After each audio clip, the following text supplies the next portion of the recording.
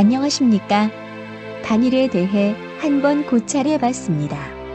반일은 정확히 나라를 건국한 이승만 씨로부터 비롯됩니다.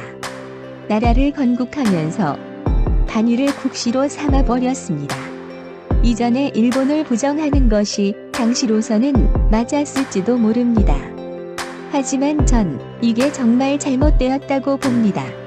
잘못된 반일 교육을 받은 당시의 아이들이 나중에 커서 또 반일 교육을 시키고 또 그 세대가 어른이 되어서 반일을 가르치며 그 세대가 어른이 되어 반일 드라마, 영화 등등 만들면서 있지도 않은 거짓 역사를 만들어버렸습니다.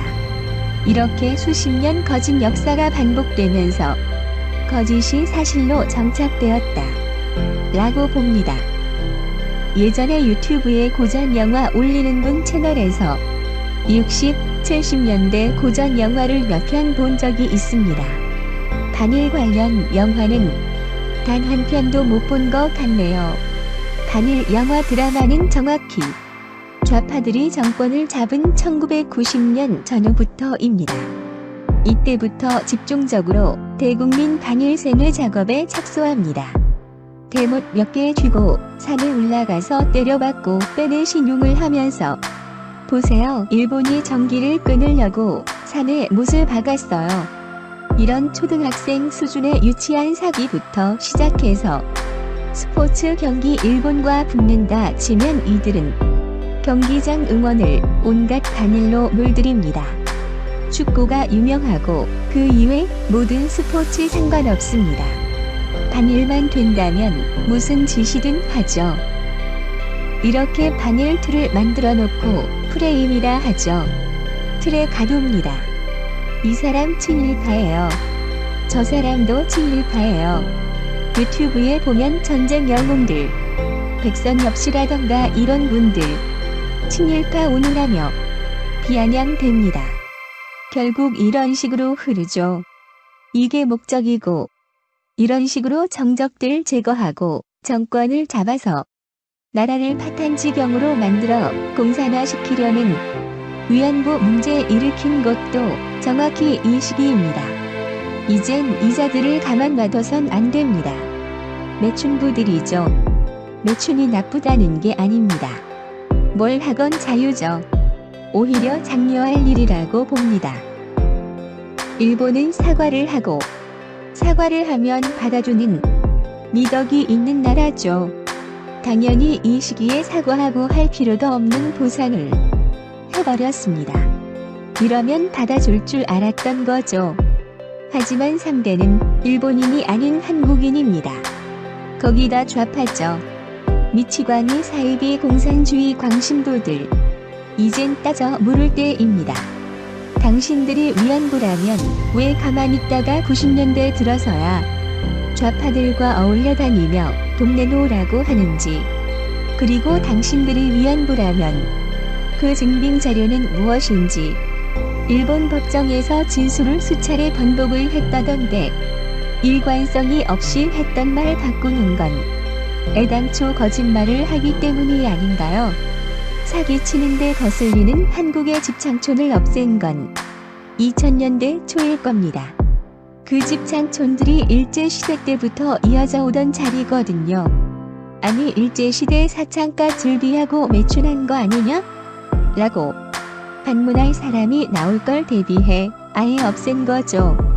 이자들은 한국 국민 전체를 담보로 잡아놓고 이웃 나라를 상대로 돈을 뜯어내는 범죄자들입니다.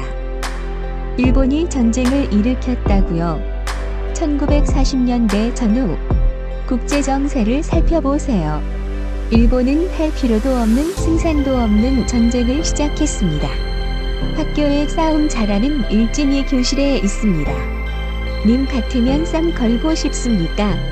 일본이 당시 일진 미국에 왜 선제 공격을 했을까요? 이용당한 겁니다.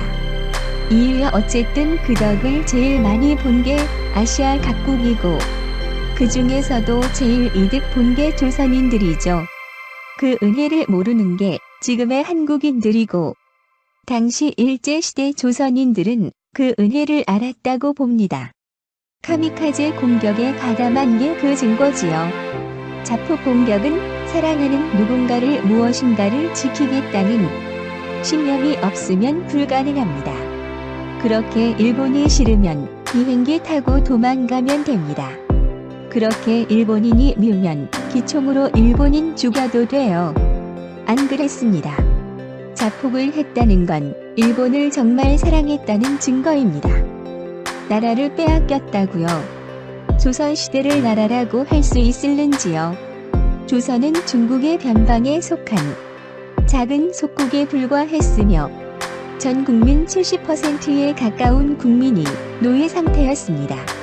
노예에게 이름도 없었으며 심심하면 잡아다 때려 죽이건 부녀자 강간질을 하건 상놈이라고 하죠. 그들의 자식들은 짐승 취급을 당했으며 10살 안팎의 여아들 데려다 술시종 시키던 상식 이하의 시대가 조선시대입니다. 이걸 나라라고 할 수 있습니까? 인터넷에 고한말 조선시대 사람들 사진을 찾아보시죠.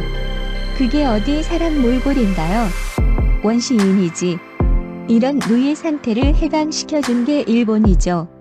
좀 더 일찍 임난 때 해방될 수 있었습니다. 도요토미가 병사하지만 안 왔어도 아마 해방되었겠죠. 연개소문, 울지문덕. 이거 일본식 이름입니다. 일본하고는 역사적으로 연줄이랄까 끈 그런 게 있어요. 일본어로 쯔나가리라고 하죠. 한 민족이란 소리가 아니라 관계가 좀 있습니다. 이걸 끊고 싶은 나라가 있죠. 어딜까요 그 나라가?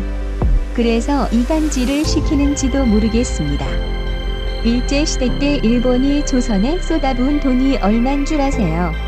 경단위가 넘어갈 겁니다. 정확히 얼마인지는 저도 모릅니다. 하지만 확실한 사실은 일본이 써야 할 국가 예산의 95%나 되는 어마어마한 돈을 조선에 쏟아부었다는 사실입니다. 일본의 대도시보다도 더욱더 조선을 번화하게 만들었으며 전국에 철도를 깔아 교통혁명을 일으키고 전기를 들여오고 학교를 세워 문명인으로 가르쳐준 게 일본인이죠. 그때 깔은 철도 지금도 쓰죠. 제가 알바한 경험담을 이야기하겠습니다. 인쇄소였죠. 신기했습니다. 조그만 기계가 에어 소리 퍽퍽 대며 종이를 집어들어 기계 속에 집어넣고 그 종이가 인쇄되어 나오는 게 저한텐 상당히 신기했습니다. 마스터라는 기계였습니다. PC로 인쇄할 내용을 프린트한 후 특수 복사기가 있습니다. 그 기계 안에는 보라색 빛깔이 나는 특수 용지가 있죠. 여기에 인쇄 내용이 복사되어 나오면 특수 용액을 묻힙니다.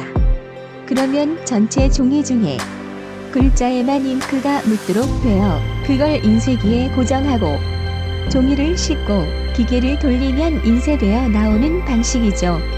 제가 왜 이런 말을 하느냐? 그 인쇄기, 특수용지, 용액 등등 전부 어느 나라에서 만들까요? 한국이 발전할 때 철강, 조선, 전자 등등 기술 전수해준 게 누굽니까? 전 노가다 알바도 해봐서 압니다. 공구 어느 나라 걸 쓸까요? 말 안 해도 답 나오죠. 사회 전반에 일본 기술 안 들어간 게 없어요. 왜 고마운 걸 모를까요? 유튜브에 반일이 잘못되었다고 동영상 만드시는 분들 몇 분 봤습니다. 나이 70 다 되신 제일교포 분이나 아니면 20대 초반의 젊은 유학생 분이나 그걸 보고 저도 가만히 있어선 안 되겠다 싶어 유튜브 시작했습니다. 누구 하나 나서서 잘못된 걸 잘못되었다 말 못하면 영원히 다음 세대도 그 다음 세대도 잘못된 반일 세뇌를 당할 것입니다. 이젠 이 잘못된 악순환의 고리를 끊어야죠. 현재의 어린아이들을 위해서라도 태어날 다음 세대 그 다음 세대를 위해서라도 전 이런 잘못된 좌파 주도의 반일 문화를 좌시하지 않겠습니다.